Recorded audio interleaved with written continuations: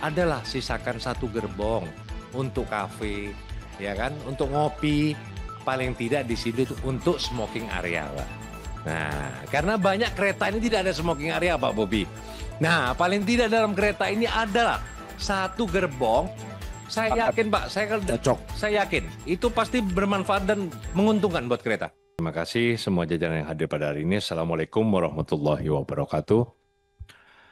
Suatu kehormatan pada sidang pertama hari ini, Pak Adi, kita menghadirkan PT KAI-NO.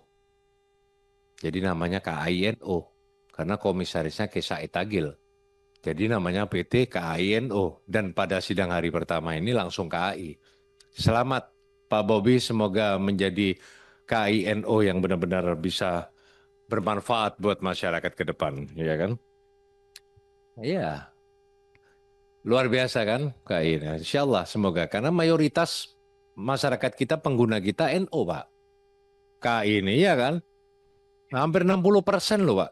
Data itu Nahdlatul Ulama yang menggunakan, makanya wajar. Kalau komisaris dan jajarannya termasuk Pak Bobi nanti menjadi Nahdlatul Ulama yang hakiki nih.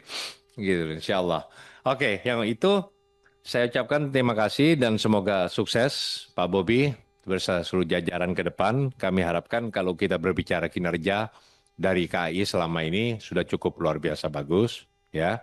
Baik itu dari laporan kinerja yang tumbuh keuangan laba dan semua KAI selama ini. Sebelumnya Pak Didi, ya tidak ada yang sempurna semua, nobody perfect, pasti ada kurang lebihnya, tapi kinerja dari KAI selama ini sudah berjalan bertumbuh dengan baik.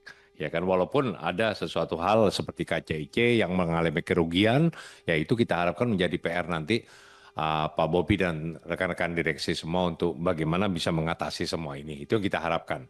Yang kedua, paling tidak mengevaluasi apa yang terjadi di sebelumnya di KAI, itu yang kita harapkan karena waktu ini kan masih baru Pak Bobi dan direksi, paling tidak harus mempelajari semuanya, ya kan? Kita tidak bisa meminta pertanggungjawaban saat ini semuanya dalam fungsi pengawasan kita karena bagaimanapun juga Pak Bobi dan jajaran direksi akan mempelajari semuanya ke depan. Yang pasti kita butuh inovasi, ya bagaimana KAI ini bisa lebih baik ke depan. Yang kedua, masalah tata kelola, Pak Direksi, kami berharap ini masih terjadi banyak, ya masukan-masukan ya dari daerah. Kebetulan saya daerah pilihan saya Jawa Timur 3, Banyuwangi, Situbondo, Bondowoso, tapi Jawa Timur ya pasti ya, karena kita di situ ada Banyuwangi, ada Daop 8 yang langsung ke Surabaya sekarang, ya kan? Dan teman-teman di situ semua connecting, alhamdulillah kita ada grup komunikasi masukan, pungutan liar yang terjadi itu paling tidak bisa ditekan semaksimal mungkin kalau bisa dengan selesai.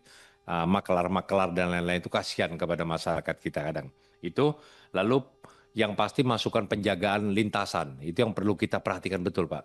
Memang korbannya tidak banyak, paling sebulan satu gitu, Pak ya. Dan itu terjadi, tapi itu paling tidak nyawa manusia, bagaimanapun juga saya terus apresiasi kepada penjaga-penjaga lintasan yang luar biasa, 24 jam mereka menjaga, tapi paling tidak perlu dikuatkan lagi, Pak, pengawasannya dan lebih dimaksimalkan. Lalu tentang kondisi fisik rel yang banyak sering terjadi karena kondisi situasi alam dan lain-lain, itu perlu adanya, selama ini KAI sudah melakukan pengecekan, itu perlu dikelola lagi, ditata betul-betul sehingga bisa maksimal. Itu saya kira. Yang ketiga, rencana kerja saya baca di sini, Pak Bobi, rencana kerja yang sangat luar biasa, banyak kalau saya baca sudah cukup luar biasa, tinggal bagaimana ke depannya dilakukan. Cuma ada satu hal yang saya pingin, roadmap-nya ini dijelaskan tentang rencana kerja untuk uji statis dan dinamis petani pedagang, Pak. Nah, ini yang luar biasa dari KAI. Jadi dia memang menyiapkan gerbong atau sebagai mobilisasi pedagang, dan ini sudah diuji coba kalau nggak salah di Surabaya, Gubeng ya, Gubeng Lamongan, untuk pedagang dan petani. Nah, ini harapan yang sangat luar biasa buat perekonomian kita kalau ini memang dipersiapkan. Ini saya butuh pemaparan bagaimana roadmap-nya ini. Nah ini, dan saya harapkan sebetulnya Pak, sejak zaman Belanda dulu sudah ada kereta api, Pak. Namanya Panarukan Jember. Dan sampai hari ini rel Panarukan Jember itu masih ada, Pak. Sempurna. Hampir 90% masih ada rel. Tidak dijual, tidak diangkut, Pak. Tidak dikiluin. Sudah. Ya kan? Tahu Pak Bobi ya, teman-teman direksi kan sudah tahu. Daop itu, ya kan? Relnya itu lengkap, Pak. Tidak dijual loh, Pak. Aman. Ya, walaupun di situ banyak memang bangunan dan lain-lain yang mungkin bisa diatasi, kami siap. Pemerintahan Kabupaten Situbondo, Bondowoso yang dilaluin, dan Jember insya Allah ada Gus Rifki di situ dapilnya. Kami akan berkoordinasi bagaimana menata ulang ekosistemnya, ya secara mungkin penataannya gimana, ini bisa dihidupkan lagi sebagai transportasi ekonomi, perdagangan, dan lain-lain, sangat bermanfaat sekali. Dan ini wacana yang sudah lama dari KAI yang pernah difikirkan. Nah, kami siap, pemerintah kabupaten siap untuk mendukung bila KAI DOP 8 itu ingin menghidupkan kembali bagaimana sistem aturan tatanannya, termasuk relokasi dan lain-lain, bagaimana ayo kita bersama-sama, ya kan? Itu saya kira. Kenapa? Bu, nggak pakai terowongan ini.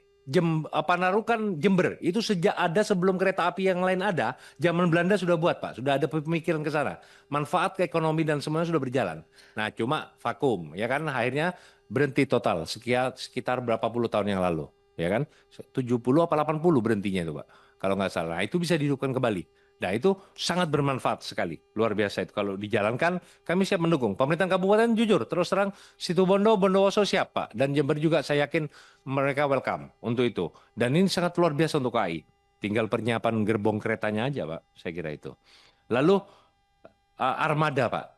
Armada untuk armada-armada tua ini masih banyak di KAI. Paling tidak ada lah revitalisasi, perbaikan armada. Karena terus terang transportasi kereta ini contoh Surabaya, Jakarta, Jakarta, Surabaya. Ditempuh dengan waktu kereta cepat itu Pak, yang sekarang 8 jam kalau nggak salah kan.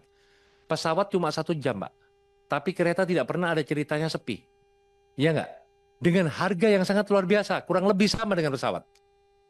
Harga kereta kurang lebih 1 juta, pesawat juga kurang lebih 1 juta, tapi tidak pernah sepi kereta.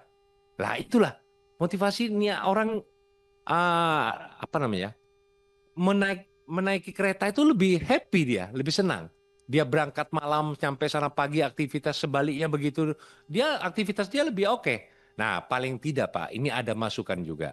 Gerbong yang selama ini dulu ada, tapi setelah itu dihilangkan, adalah sisakan satu gerbong untuk kafe, ya kan, untuk ngopi, paling tidak di sini untuk smoking area, Pak. Nah, karena banyak kereta ini tidak ada smoking area, Pak Bobi. Nah, paling tidak dalam kereta ini adalah satu gerbong. Saya yakin, Pak, saya yakin itu pasti bermanfaat dan menguntungkan buat kereta api. Iya kan? Pasti banyak itu. Satu aja untuk kafe, untuk smoking. Karena 8 jam perjalanan jauh, Pak. Di bis saja, Pak, 12, hampir 8 jam, 10 jam, itu ada smoking area di bis. Masa kereta sepanjang itu satu gerbong, Pak? Saya yakin bisa itu, Pak. Ya, ini aspirasi loh, Pak. Jawa Timur paling banyak ini semua, Jawa ini paling banyak, Pak. Gitu, kasihan, Pak. Dia, gitu loh. Ya kan, itu nilai kemanusiaan juga bisa diterima gitu.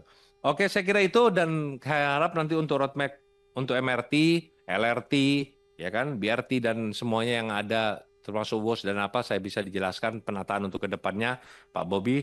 Saya kira itu.